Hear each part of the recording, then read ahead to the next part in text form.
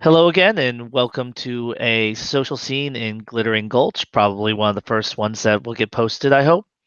Uh, it's been about 2 weeks now almost since the events that happened on the strip and the near meltdown of the nuclear power plant. And with their busy schedules, it seems that Sunhee and Alma have finally had an opportunity to meet up and talk. Sunhee being very interested in what the Sachamama has to say about the situation. After all, the snake often has her ears to the ground, metaphorically speaking. So, that being said, scene opens on Sunhee sitting in the middle of a 24-hour diner on the suburb side of town away from the strip, currently dressed in a heart-spun sundress and waiting waiting very patiently with a cup of coffee in front of her and a half eaten salad. She keeps looking up every few minutes towards the door with a quirked brow and hoping that this time she'll catch Alma out of the corner of her eye. Not that Alma is hard to spot given her relative stature compared to the smaller girl. Will enter the establishment, eyes flickering back and Sunny in particular. That's who she is today. And she'll she'll but what she'll she them she will come closer. Sunny will smile as Alma approaches, wave her over to the booth where she can take a seat. Hello, Sunny.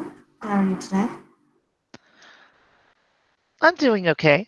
I mean, given what recently transpired. Circumstance.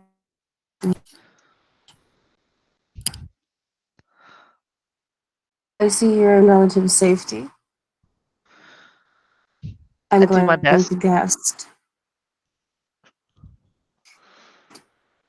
one has not seen the others, ogres and such, in the area. I have not. I've been avoiding any areas where they might be. The strip isn't somewhere that I want to go on a daily basis in the first place. Understandable. Unfortunately, I tend to work along the strip. Myself, I have not seen. I have also not heard much, which is unfortunate. And quite odd.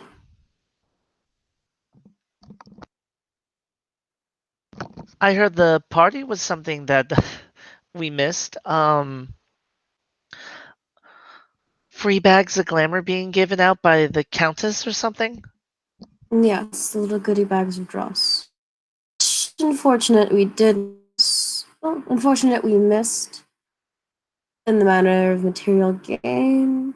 But we're not there.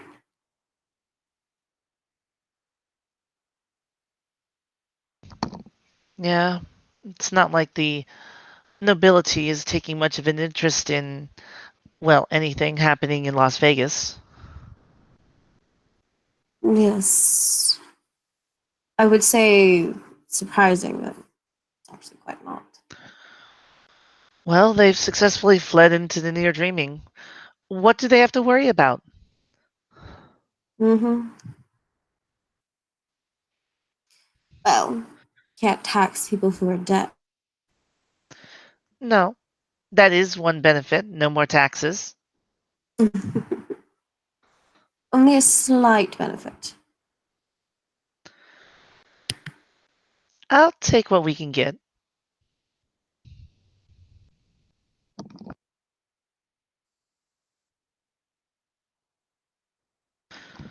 So, you haven't seen hide nor hair of the beasties? No, which is odd. It's almost as if they know we're looking. Because generally, if anything happens, I'll hear about it. But such is not the case, which is what is concerning. I guarantee they're keeping an eye out for us. or at least not for anyone else. There's a lot of people who were awakening during that time, so I imagine there's lots of curiosity as to why. And I doubt the Beasties want anyone looking closely Did at you such hear anything about treatments. maybe it Mm-hmm. has something to do with the paper? I've been looking. I haven't seen many nobles of recently. I don't often look for the Shining Coast myself. But none that I've seen look like the gentleman I. So either they're out of town, or it's. Keeping a low profile? Mm-hmm. Well, what about the writing itself? Mm, Were you able to decipher it at all? It wasn't hidden. Simply the same thing that the beasties were droning about the long nights and such. There has to be some sort of meaning to it. I imagine it might be some sort of chant for the coming of terror. Just whatever. Some sort of propaganda. Now, that would surprise me. Bold enough to put out propaganda, but not bold enough to come out in public? No, it makes perfect sense. Words travel quickly. A face can be targeted, but words cannot. All right. Um, so you believe then that they're just referring to a long night of some kind? I think I don't know enough yet. I have a theory that the spontaneous awakenings were attempts at recruiting. We got a lot of things that we don't normally see. A lot of people all of a sudden are forced to change to the glamour. Wait, Got you think chaos. Mm-hmm. they're recruiting? Think about it. Cause mass hysteria, and all of a sudden, a population that is normally quite small grows exponentially in one night. And then there was the attempted destruction of the nearby city. The beasties were more than happy with just causing chaos with the generators, but then after they did what they did, the generators appeared. And So, we don't know what happened to the people who awakened. They just kind of disappeared too. which they seem to be really good at. A lot of people are good at disappearing in Las Vegas. This is a little bit more unusual.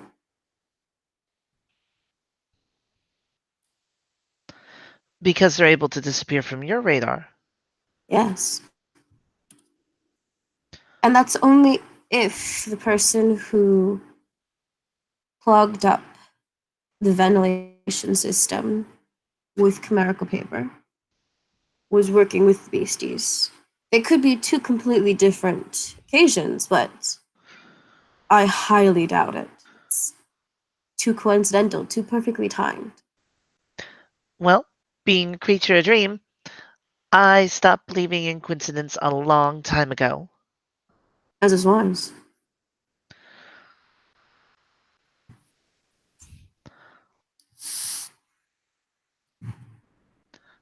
Do you think maybe the Slua would know more about it? Possibly. I haven't had time to speak with them.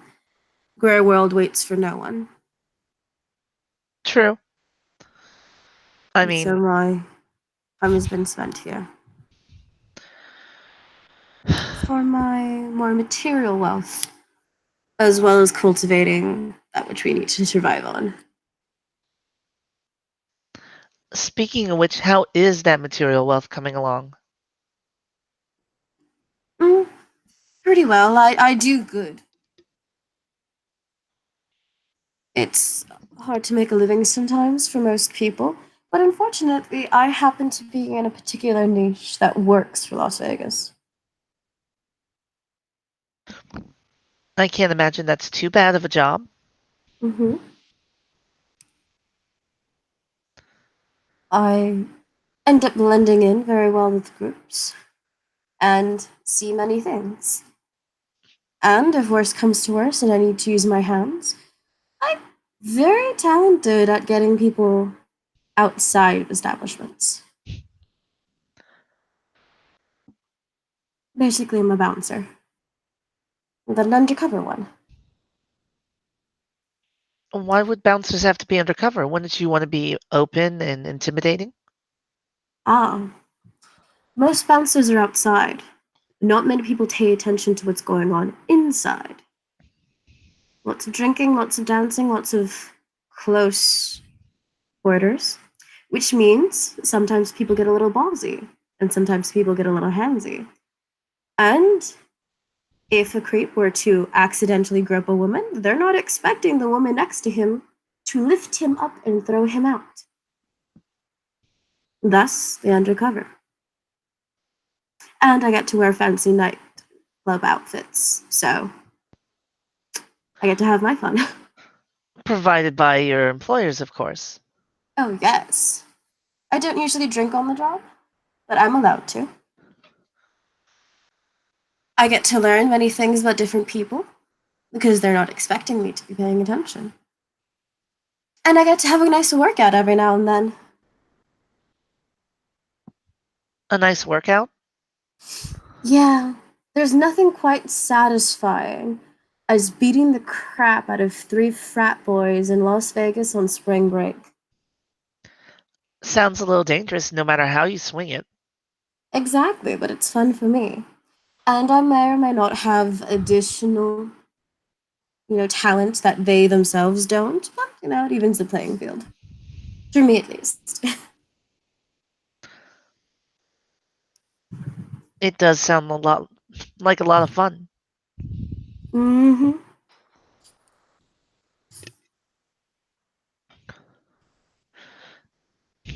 But And you haven't seen it. yourself. Sorry? Mm-hmm. And what of yourself? Oh, charity work, odd jobs. It doesn't pay well, but I get to do something I love. I get to help out other people. And probably the best part of the job is you kind of set your own hours until Mm-hmm. you don't have a job anymore. And then you move on. Well, if it works for you, it works for you. Money hasn't been, well, a focus of mine, at least not for myself. Mm.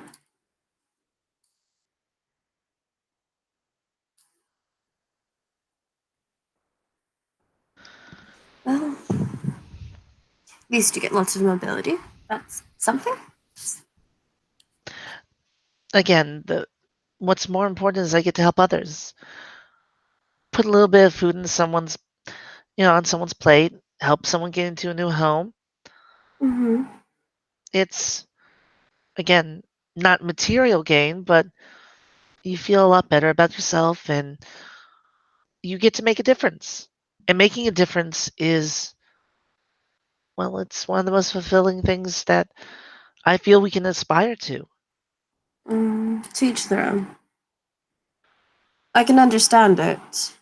I wouldn't go the way you do, but I can understand it.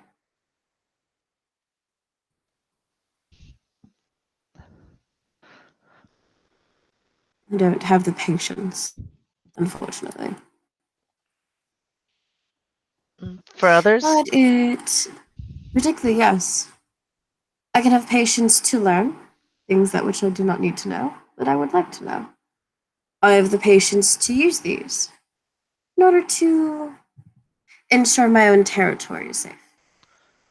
But other than that, I don't really give a fuck. It's not out of apathy, but out of the fact that a lot of people, when they're down, they don't want help.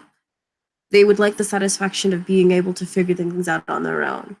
And I know that if I'm ever in that situation, I would like to fix things for myself rather than have someone fix it for me. It's a pride thing, which I can respect, and I do, which is why I often leave it be. I'll give alms. If I have extra food, I'll give it, but I don't go out of my way because I know that pride can be a very dangerous thing to temper with. The streets aren't exactly the safest sometimes, and the homeless community, well, the danger is blown a little out of proportion, but you're right, it can be dangerous. I don't get to live in the nice part of town, if that's any indication of what you have to sometimes put up with. It's also respect. If how is it explained? All right. A matter of imagine you're trying to learn a bike. No matter how hard you try, it just doesn't work. But you have people coming to you constantly saying, "Oh, well, if you do this, you can do this." You try, it doesn't work. Another person coming, trying their best to think, "Oh no, you have to do it this way." Then all of a sudden, you have many people trying to assist you, but no one is actually listening to why you can't ride the bike. Eventually, you just have to figure it out on your own. So yes, the assistance helps, but it's not a solution that will stick. Maybe. Conversing, I think, is a solution that sticks. But not everyone is always open to the conversing because sometimes you'll come across as just a random person who is interjecting rather than assisting. And sometimes you just need a bike.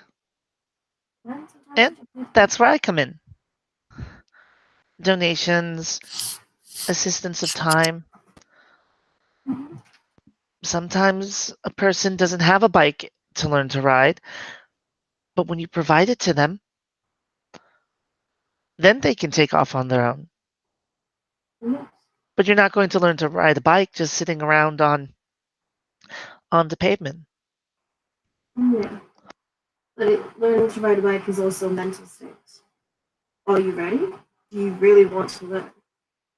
Etc. etc. Not that I disagree with what you're doing. I think it's admirable and I wish you the best in it. But it's not something that I myself could assist in the manner in which you do. And that's quite all right. This is my personal quest, my heart's desire. To each their own. But that does bring us back to our mutual issue, those dark ones disappearing and appearing in such large numbers, and potentially one of the pointy ears backing them. Yes. Which is both an oddity and not at the same time. Because when you think about it, most people would assume that it would be someone similar to the Beasties, more feral, maybe even the Snooba. But I found that the ones that the pointy ears dislike the most are often the nicest people. And so often the least likely suspect is in fact the suspect that you're looking for. That's my assumption of the pointy ears, assisting little beasties. Hmm. Well, then there's the other issue. If the power plant had melted down, everyone would have died. Wouldn't it have been, uh, you know, what's that word? Sorry? Catastrophic. I'm trying to supply you with words. Oh. Catastrophic?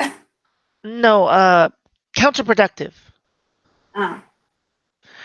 I mean, Unless, of course, the parties or spaces where people would want to be protected were protected. Because even though I never got to the party, no one knows where it was. but if they were How trying to far sow it was. terror and bring about more monsters coming out of the works, wouldn't killing everyone and then thus the monsters been like the opposite of what they wanted? Mhm. Possibly. That is unless, of course, we were meant to stop the destruction and thus find the letter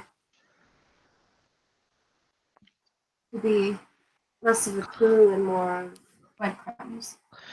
Wait, they wanted us to find the letter, but wouldn't that Theory. it would tip us off to their evil plan? And if we were tipped off, we might dig That's into the fact. something.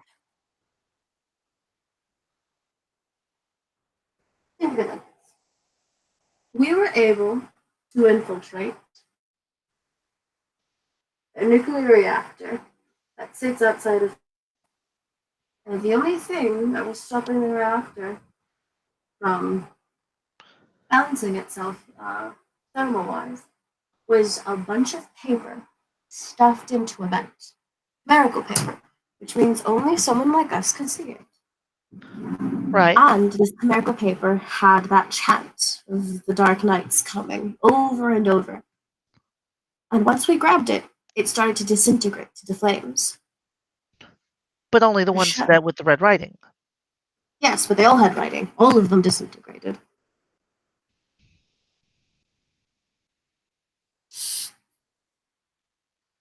Because as you say, you are correct. What would be pro? What are the pros of having a lucrative town like Las Vegas destroyed in the event of a nuclear overheating, a nuclear reactor overheating? Who survives? But now we're curious. Now we want to know who exactly was that person that I saw. Now we want to know why exactly all those beasties were there. It's a curious thing. I'm quite excited to figure it out. And you're thinking that they were counting on that? Yeah, because the nuclear reactor got us away from the beasties, which is why they were able to escape. I hadn't even thought of that. Because as soon as we were going to pursue, we heard the klaxon. Power was out. All we could hear was screaming and the sounds of mayhem. And then they disappeared. It would be really hard to disappear like that if you're not paying Clurchon can attention. disappear like that. Hmm? Well, Clurchon can disappear like that. Yes, they can. But so many all at once, and I didn't see many clerks on there. What There about, aren't many in the city. but where could they go? I mean, it's not like with the numbers that they were popping up, they could just fade. No. I believe the overheating at the nuclear reactor was a distraction. So that anyone who would be investigating would automatically go there because that would be the bigger threat. And so as we ran away in the car, we didn't see them. And so they were Someone gone. someone warned all the new monsters to go hide somewhere. Hmm. All right. Potentially. Well, then that brings us on to a new problem. How do we find them? That is the question. We'd have to investigate the area we were in not too long ago, and then look for any areas that a large population would be able to hide in quickly, and then disperse. probably dispersed when the backup generators went on. So somewhere near the casinos, but not too close. Right. You wouldn't want to hide in the casino vaults because that would No be too possible way to obvious. get in and out without being seen. Oh, that too. I didn't even. Wow. Well, what about the sewers? Yes, the Nostrula has mentioned seeing so many. And none that I know. I might have to reach out to Cadwell and ask him. You don't think that they're just blending in, like just pretending to be normal? We weren't around to see them. We don't know what kind of magic they may have to blend in. Most of us were at the party, and the ones who weren't at the party were with us. You know what Las we need? Vegas is not a huge population of Fae. Okay, that's true too. All right. What about bait? We lure them out with some choice information to some sort of exchange or drop point. That way, we Oh, don't have to risk anyone's life, and we can lure what them kind to of somewhere information would secluded. we offer? And how would we reach out to them for this information? Well, what if you started spreading a rumor? A Mhm. rumor that you had learned something very important from the chimerical paper you found. Possible, but at the same time, hmm, I could murmur some whispers to the slew that we were with and ask them to speak about it. Sounds See if perfect. anyone hears. And then they'll reach out to you. Hopefully. Without me endangering my own life. I'm sure they're not going to go for something so advert as taking you out immediately. Oh, thank you. Well, like you said, you get a good workout on a regular basis. I don't Mm-hmm. think they're going to be foolish enough to come after you. I hope not. But you never know. Again, this is all just theories we have. For now. I'm hoping to learn more soon. It's just managing both gray and not so gray. It's a little frustrating. True. So much work to get done, not enough hands. Not enough patience to do it all. So, well, what if we tried to trace the dark glamour? Are you talented in that? No, I'm I'm capable, but no, I'm not the best investigator. I have some knowledge around hunting down glamour. May be able to. I can try. All right. And I mean, I could lend whatever assistance you require. Yes, that'll be helpful. Not to mention, two heads are better than one. Yes, this is true. Two heads are better than one.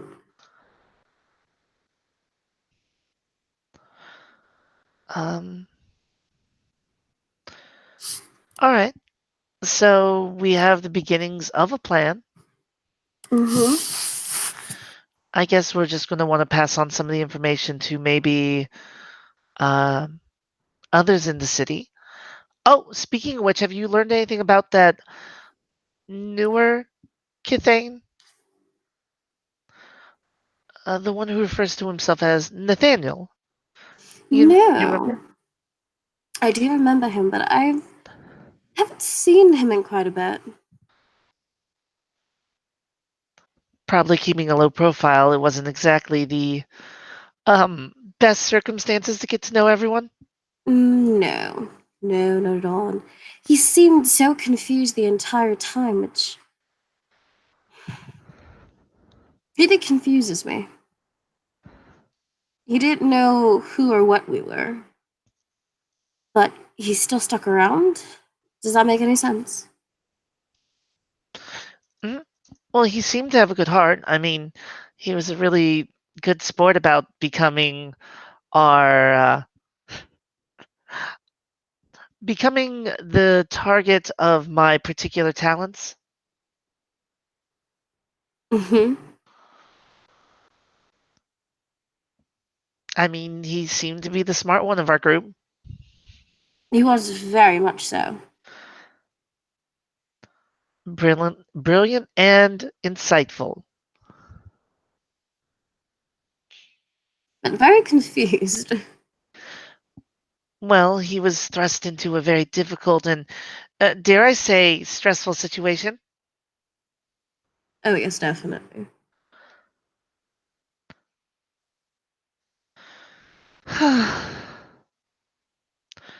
With glamour being just a trickle, it's going to also be difficult to make sure that we can do this in a effective fashion.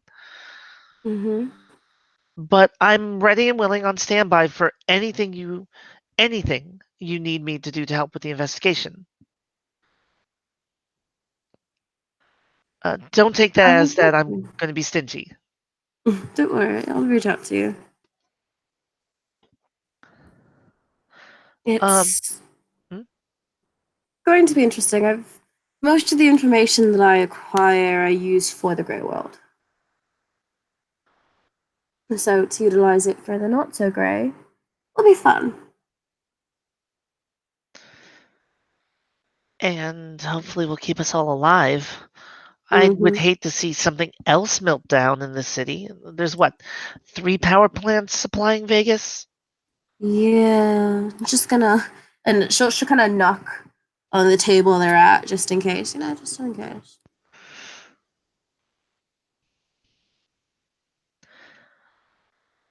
She watches her do that. Doesn't hurt to try. Maybe we should get some real wood next time. Possibly. I don't know how well this press board works, she says, looking at it with a grin. You know what? I believe. And I'm ready that's for all this it half the takes? battle. Exactly. Well, if we believe strongly enough, maybe all this will go away. Yeah, I'm not really sure that's how that works. It's a little too on the nose, Peter Pan style, but you know what? Doesn't hurt to try. No, at this point, since we're running on theories anyways, right? Does not hurt to try.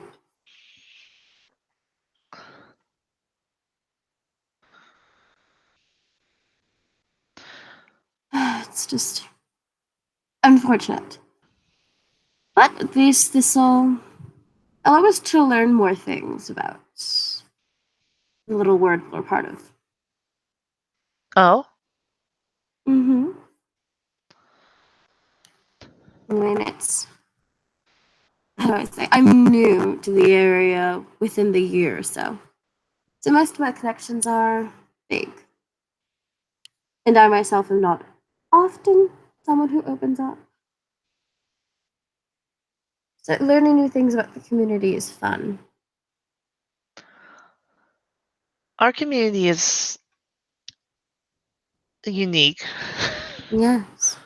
I mean, the ones I do know are useful, and I could probably speak to a couple of them. I All don't right. generally branch out. I make it a point to avoid to.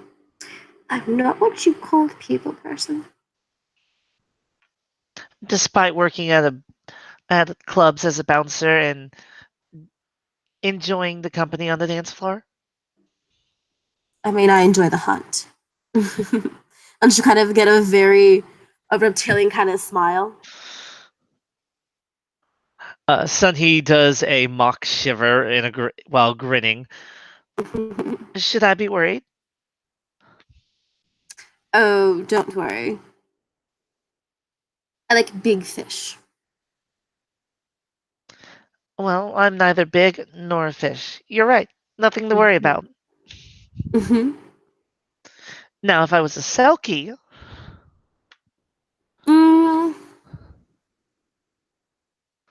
too much blubber, in my opinion. Just too much. Too chewy. Ugh. And I'm not partial to fish. So something that's also in the sea. Ugh. Like eating a frog. all right. Speaking of that, where would you find a frog in the middle of the desert?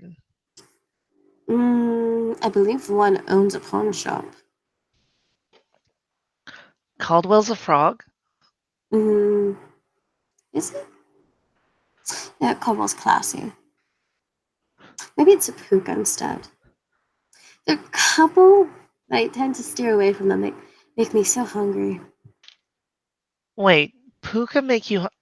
Now you're sounding like whatever threatened to eat me in the middle of the strip. You have way too many feathers. Way too many. Just, ugh. I would have you Get know that stuck I in would your teeth. probably be delicious if you were to boil me. I have to pluck you first. Too many feathers. Not enough work. Oh, too much work, not enough effort to do it. Well, I mean, if you want more work. And then birds have all those little bones. No, no, no, no, no, no. One's got a chicken bone stuck in my throat, right next to my tonsils. It was so uncomfortable to like just open my mouth and just like stick my hand in there to reach out. Nope, nope, nope. You are very much a picky eater. No, I like the food that way I like it. I have standards. It's a difference.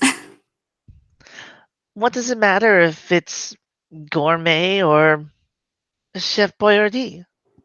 Exactly. It's just bones. The preparation is ugh. Delicate sensibilities are touched at what is the difference between gourmet and Chef Boyardee. Preparation time. Well, if you wouldn't mind, sorry I'm coming in late. Sorry to kind of Oh break no, the no. vibe, but what's the atmosphere like? What does it look like here?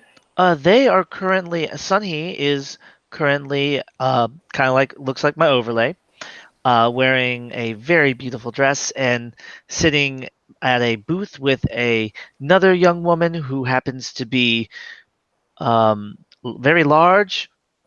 Um, She a well, tall girl. yep.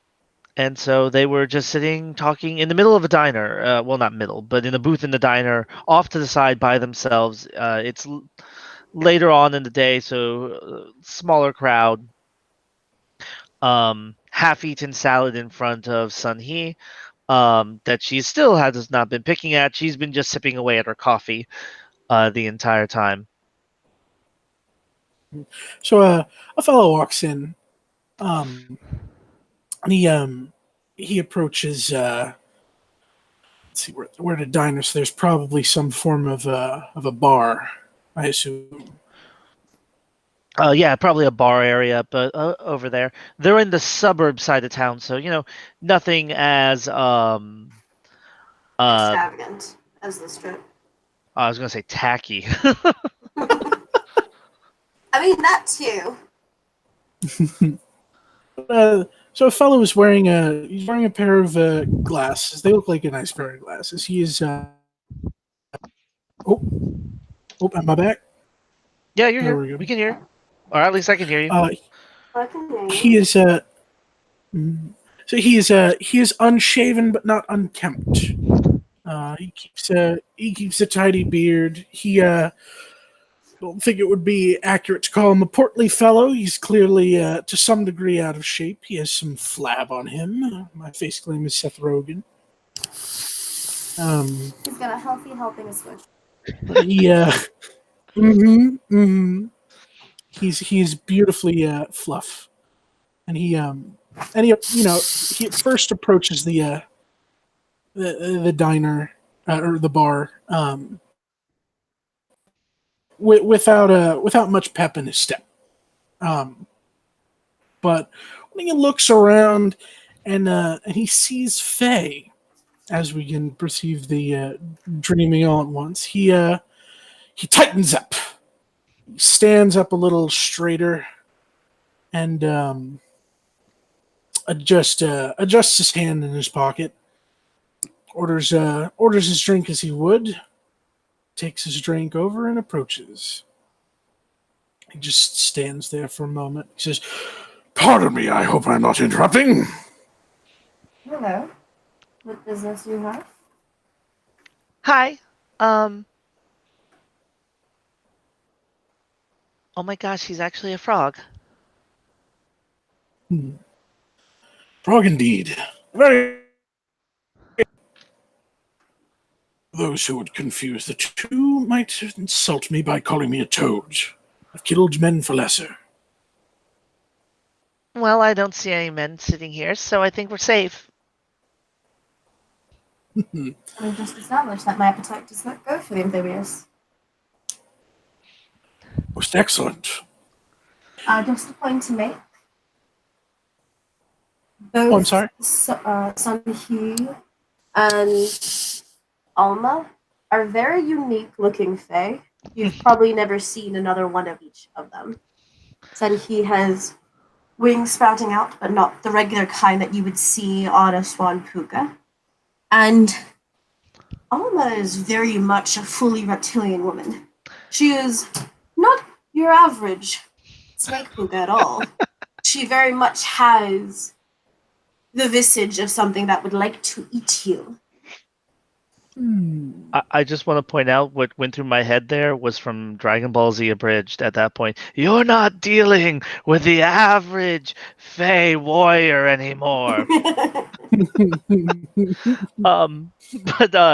Yeah, and Sun-Hee is currently at appearance rating of 6. She is effervescent, captivating even. Oh wow. For his part, let me double check. I'm pretty sure he's at a solid 2, as I think is fitting of the face claim. He's argued differently in some of his shows. That's true. It's very true. It's very true. But he holds himself very high. He he has very nice posture. He does not slump at all. He is a tight man. He is a tall man as he would hold himself. And he says, I do hope, if you do not mind, would certainly like to join you. Sure. Alma, you don't mind if we have another guest? No, this could prove to be interesting.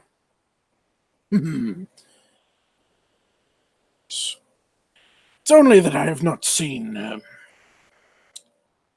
let's just say, those as captivating as both of you in quite some time. I thought myself to be lonely out here in the pond. It's not much of a pond out here considering we don't get much rain. But yes, the suburbs are quite a lonely space. Dry now, perhaps, but there will be a time.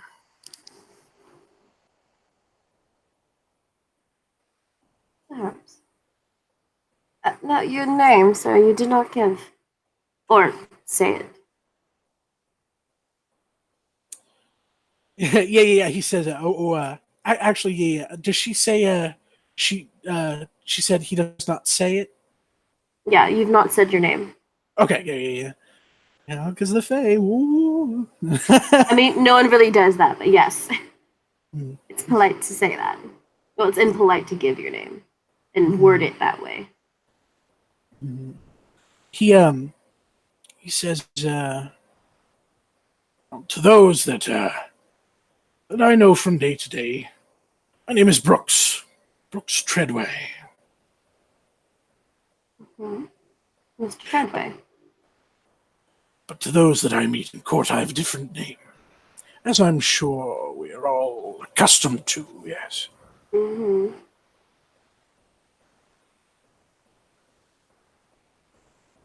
Alma, he just said Yes? he's from court. What? Are they back?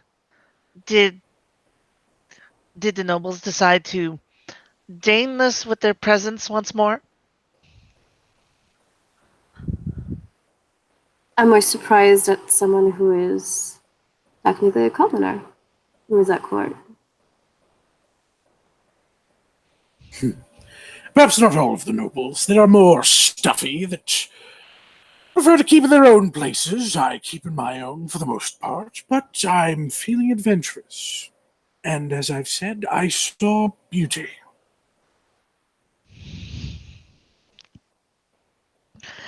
Well, then you must have gone to the party. How was it?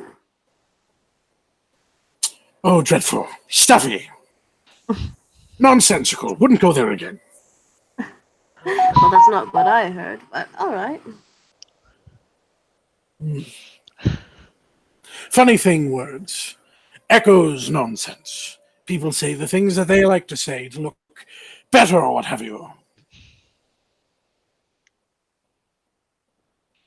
I can assure you the party was none the better. Things got dark very quick, as I'm sure you all know. Mm-hmm.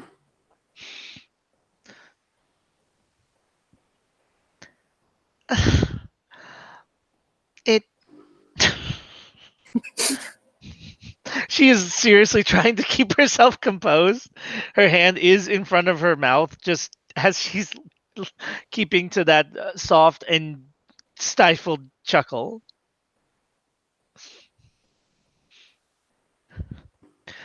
It did get dark indeed. Ah, see, my humor is not lost on one of us. You are definitely a delight. That said, my name is Dusun He. Though I get the feeling you want to be a little bit more formal, so Yiminji is what they would refer to me if I ever did grace them with my own presence in court. And he holds out his hand very formally. She will reach out her hand, taking it kind of confused. And he will lean down to kiss it. Very formal.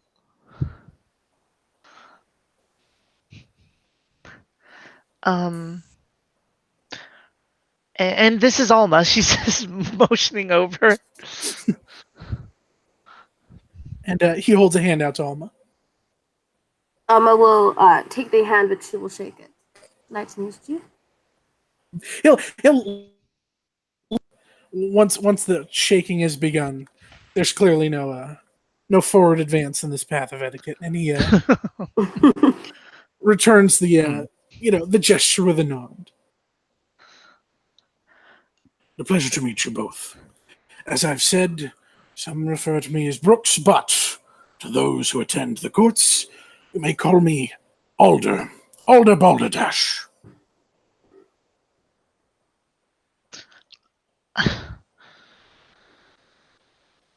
It's nice to meet you, Mr. Balderdash. In formal settings, of course, I expect to be referred to as perhaps Your Highness, His Royal Majesty, or if either of those suits you, I will settle for my lord. Do you have a formal title? Oh, I have many. Do you have a title deigned to you by the Dreaming that was anointed by the Fae? Shining Host. I've been anointed by a great many, I'll have you know. Well, unless the Countess herself deems you to be your Highness, I might just stick with Sir Balderdash. It's true, I was a knight once. So, Then I would definitely take part in respecting your tutelage as a knight. yes, of course. And so you're sitting at a booth, so he's probably still standing. He'll probably pull up a chair from a table and bring it in at the end of the table, and he'll take a moment to sit. He'll sit very properly and straight, and it's so out of place. This possibly dingy diner, and this man in a suit. He's in a clean suit. Nothing too, or rather, he's not like wearing a tux or anything, but there's like a suit and tie, and he's sitting very, very, very, very proper, flexing all of that. Is he wearing any chimerical armor or like armed with? Because I love your picture. Is he actually armed with a lance, just walking around with a chimerical lance? It's not a lance, but I think let me see here if I remember correctly. Where is it? He should have a sword. I can retcon that if necessary. He should have a sword at his hip. His dress is very formal. I don't know if he has any armor. Again, I might have to run that over as well. But he will chimerically. He is dressed absolutely like nobility. He is on fleek, as they would say. Yeah, Sunhee is not nearly as that elaborate. He's just wearing a very nice, very sparkly, very pastel sundress, chimerically and physically. So it does have a physical manifestation. She is not sitting in her underwear in the middle of a diner. I don't know how's Alma dressed. Have either of you ever seen Brooklyn Nine-Nine? Yes. Mhm. Rosa Diaz is what Alma looks like. That is both her face claim and her style of dress. Ah, okay. Tank top, leather jacket, jeans, boots. Her voile itself is actually in a similar style of leather and boots. It's the kind of thing you don't want to bump into in the dark corner.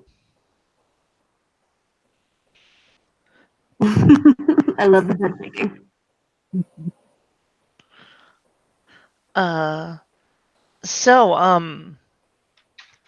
Sir Balderdash,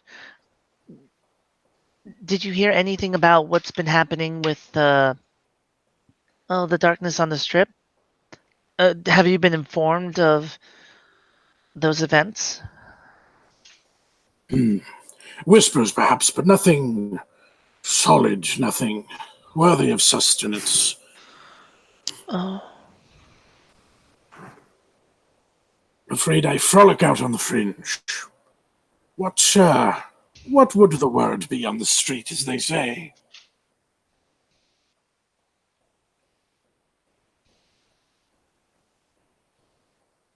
Word on the streets. Very few people use that term. But I guess one would say there's a lot of chaos going on in Las Vegas at the same time as the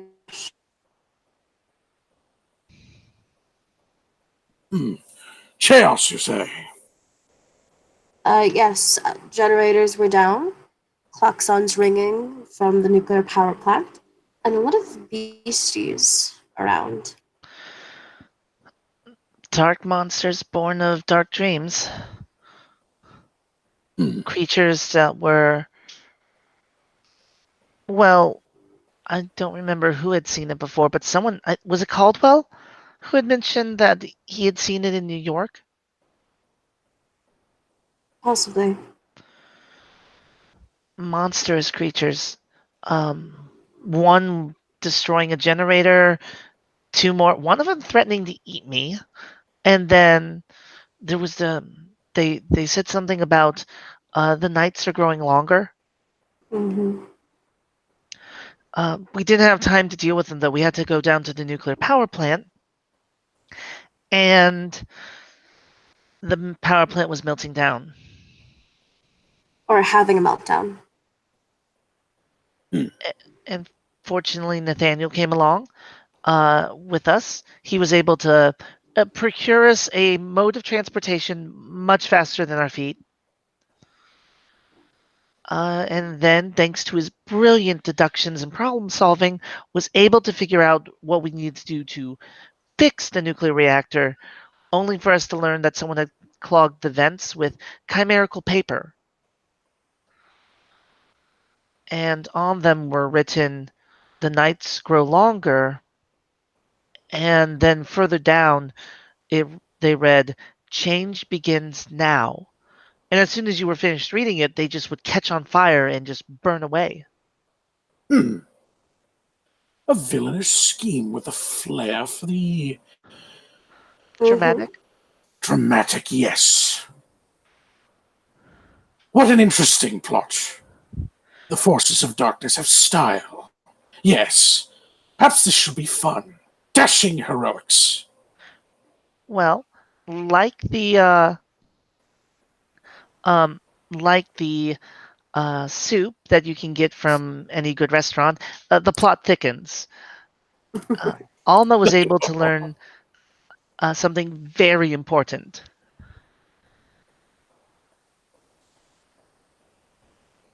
Uh, there's a full body turn towards Alma. Alma would just kind of look at Sunhee. Things that we still have yet to verify. Well, you verified it. You verified it better than I would have. You looked back, remember? Yes, I did. I would have just asked the papers to tell me what they knew and what rumors were on the street. Yes, but usually information tends to stay good if it's kept quiet and not mixed with people we don't know. Oh, I But he's- understand. I understand. Oh, sorry, go ahead. But he said he works for the courts. Isn't that something that could help us?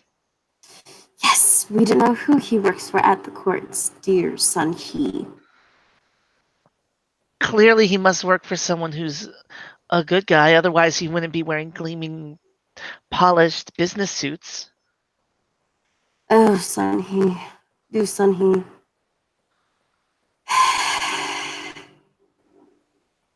Why, oh why? So I don't talk to people. Sir Balderdash. I looked Yes. back at who had put the papers there, and they happened to be a member of the Shining Host. Someone I have never seen. And have yet to see since. So, as you are probably understanding now, this information is very delicate. We don't want to go assuming who they or may not be, but some tension with the Shining Host may end up happening. Sorry, I didn't catch that last bit. It sounded like someone was opening a Sprite. What? Oh. She said some tension with the Shining Host may become inevitable. See. I understand. This is, after all, our very first meeting. Mm-hmm. And this is, But of he course, didn't jump to any weird conclusions or try to capture us, deny it, or set us on fire.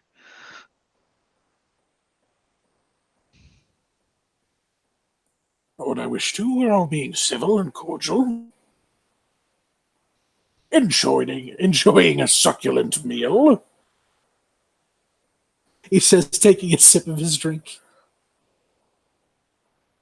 I think he's relatively trustworthy.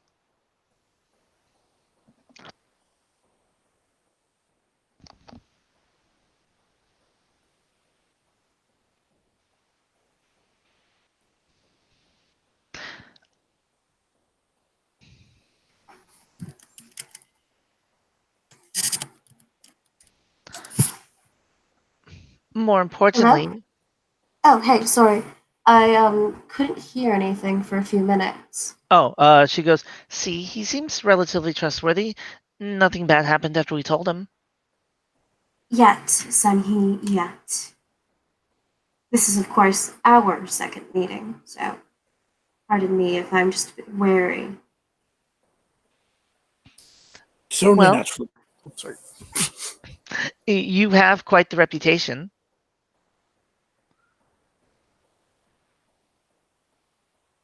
Was she saying that to Alder? Oh no, to Alma.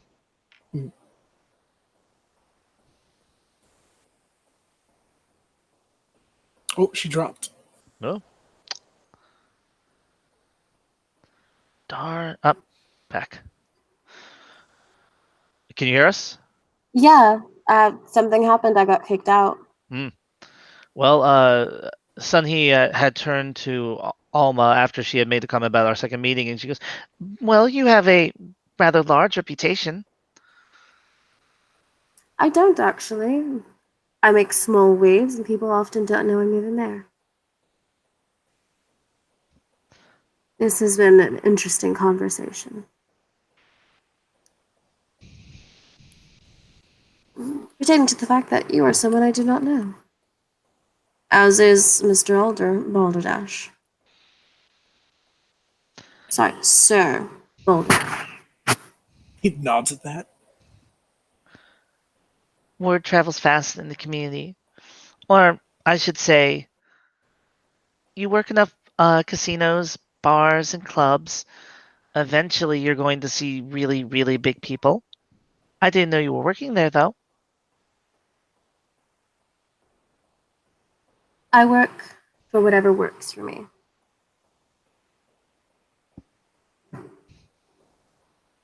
As one should. Exactly. I do think, however, that this conversation will be ending quickly. The night grows long, and I have to get to work. Have fun at your job, or no, wait, you had a specific word for it? Happy hunting. Yes.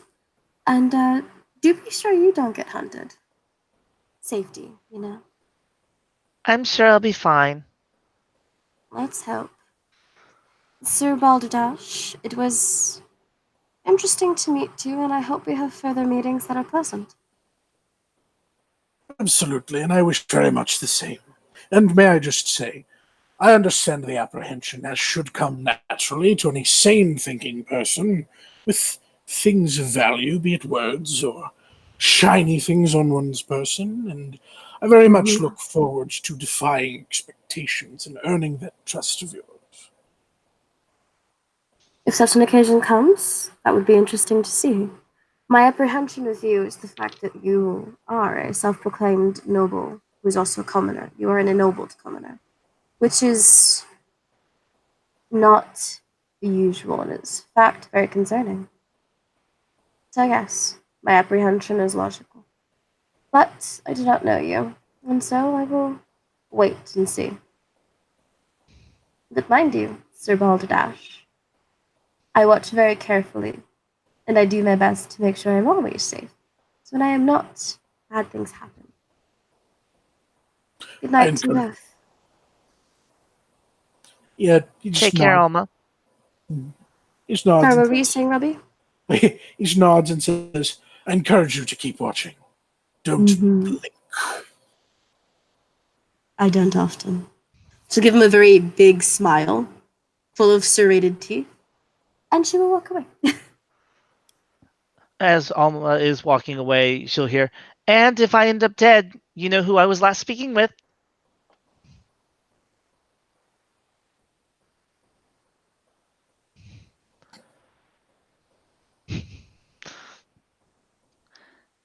So, Sir Balderdash, I'm going to ask you for the truth. Why are you here in Vegas?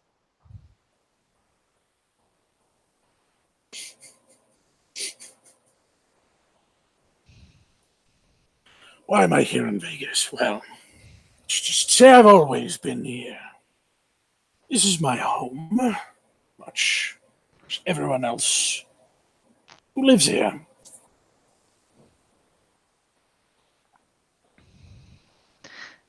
And you are indeed a full member of the court?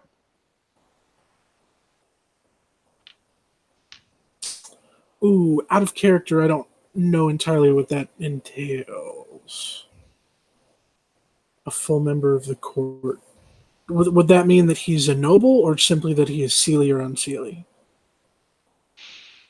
She is leaving that open for Of- interpretation. She knows But you're a puka. out of character, Out of character, yeah. full member of the court would mean that you have relationships with the court. So you would be, maybe you're an assistant to a lord. Maybe you are an ennobled commodore, so you are a squire, or you are a commoner lord, which is very rare. Basically, you actually know what you're talking about, or you know people who do. Hmm. Ooh. But Sunhee knows better than to ask a direct question wherein she doesn't leave it open for interpretation with a puka.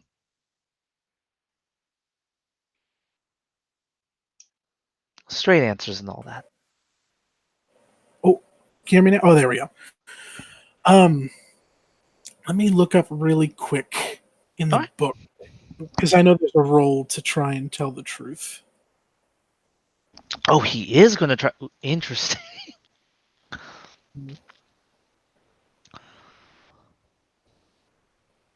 Hmm. So, what was the exact wording of the question again? She's asked him to tell her the truth. Is he a member of the court? Is he a member of the court? It's willpower diff 8. Willpower diff 8. Where's my willpower? There it is. Hop over that dice roller. Just take me a second. Sorry to hold up the scene for a second. Oh no, it's quite all right. I didn't even have dice roll open because I didn't think anything would get rolled. Roll 70-10 less than or equal to 8F1. I got a success. Let me see if there's a success threshold. Oh, it just says make a willpower roll diff 8. So he passes. He can tell the truth. She asks if he is a member of the court, and he says, "Why, yes, I am." Or no, to tell the truth. Right. He says, oh yeah. He says, yeah, sorry. Whew. Getting tongue tied with Puka. He says, fully inducted member, I'm afraid not.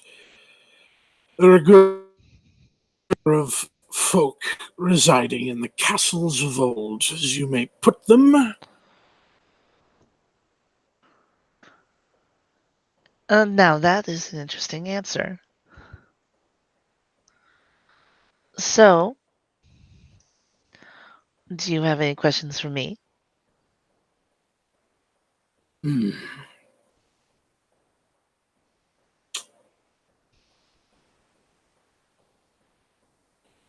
The top of my head. Perhaps not. If I may recap. What we know is that there is a mystery, a new villain plaguing this town. Or villains, perhaps. Perhaps there is a league of them that we do not yet know of. But you are on the side that does not know them. The side that seeks justice, perhaps. And he kind of squints some as if he's trying to size up her character. Justice, love, romance. I think those two would be a better description. I'm just trying to make sure that I spread around the love, that others are cared for, and more importantly, that we all make it through whatever long nights are coming. Excellent. This is precisely the kind of mindset that we must have. Let's come together as a community. For as separate we are not as strong as we are together. True. It's excellent. It's excellent to see that we are on the same page so very quickly. We shall get things done very quickly. Unless, of course, Alma's right, and in reality, you're some sort of brigand or scoundrel, and I'm in the greatest kind of danger. Mortal danger.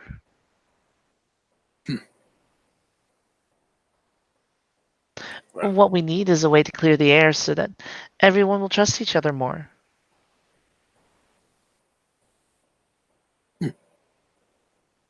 and how would you propose such a thing? Well, trust is earned,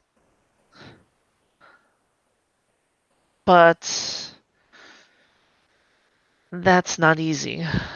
So the only way to do it is for us to associate, meet, and not have anything bad happen caused by the individuals present.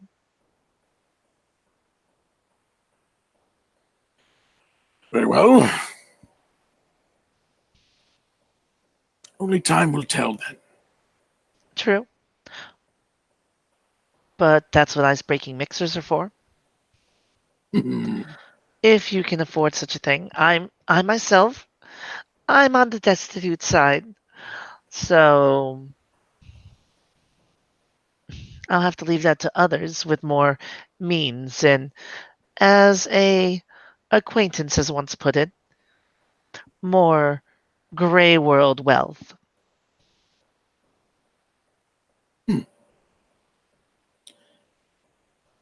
Well then, perhaps as a show of trust, he reaches into his inner suit pocket, like a breast pocket on the inside of his suit, and he pulls out a little metal rectangle, and he pops a button on the top, and it flicks open into a V shape, and there's a little white card vibrating out with the flicking motion, and he plucks it out, and he offers it over to her, and it says Brooks Treadway. It also says Brooks Treadway, owner of Lily's Pad. She'll take it and look at it. What's this? This is a means of contact. Should one get into any sort of trouble that perhaps someone with influence, someone with power and position could assist with. No, It also, I'm sorry. I wasn't being specific. What's the Lily's pad? I see, the Lily's Pad. It is a is a place where certainly anything could happen. It is, as they would call, a venue. It is a place where performers can come. Perhaps parties, weddings, any sort of thing. It is a space to be filled with one's imagination. It sounds like your venue might be the perfect location to organize some sort of meet and greet, earn some trust. Among those, perhaps, that were not invited to the party, as you may say. Correct.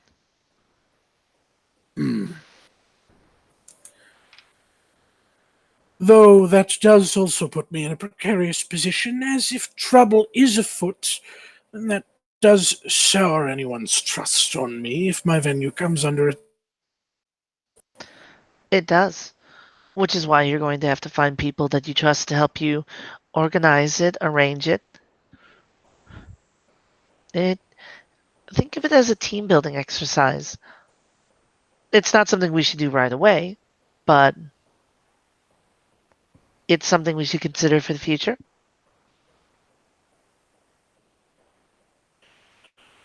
Indeed.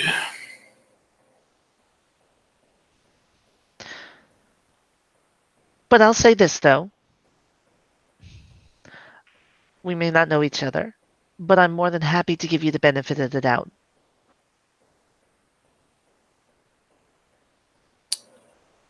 And he drops some etiquette into the short bow that he gives in thanks.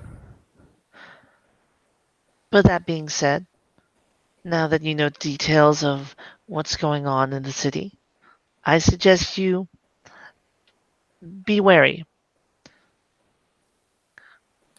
I can tell you're not one of those creatures we ran into on the strip, but they're still out there. They disappeared. They hid while we were dealing with the nuclear power plant.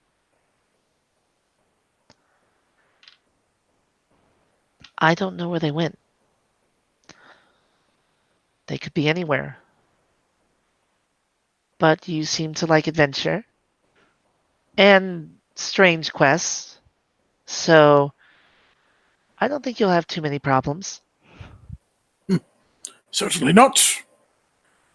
As those wandering souls, which I have chosen to talk amongst, those drab parties of theirs.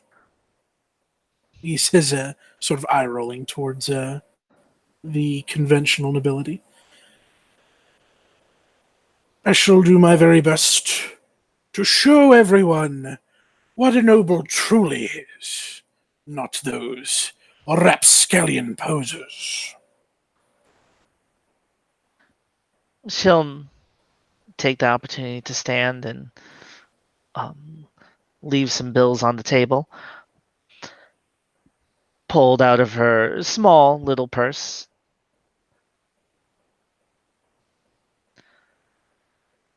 Well, if they do run into you, I hope you're able to give them what for. Though, again, do be careful. There were a lot of them, and their glamour is toxic.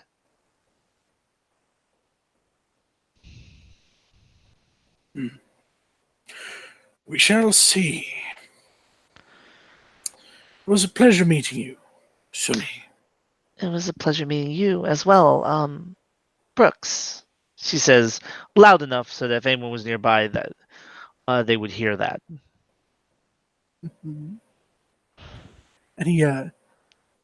he gives he gives like as noble etiquette would be, he gives like a farewell sort of bow, and when he does, his left arm kind of rests on the hilt of his sword a little bit.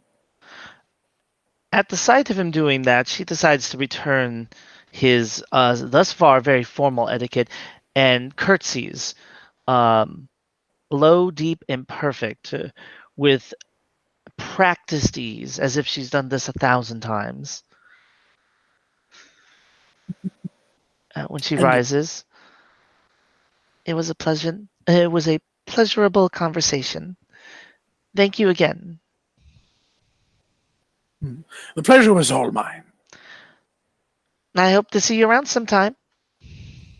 And you as well. He reaches into his wallet, and even though he didn't really dine with everyone else, he puts a 20 into the pile. And thus our characters go their separate ways. Thank you, players, for playing. Thank you, watchers, for watching, and have a wonderful evening.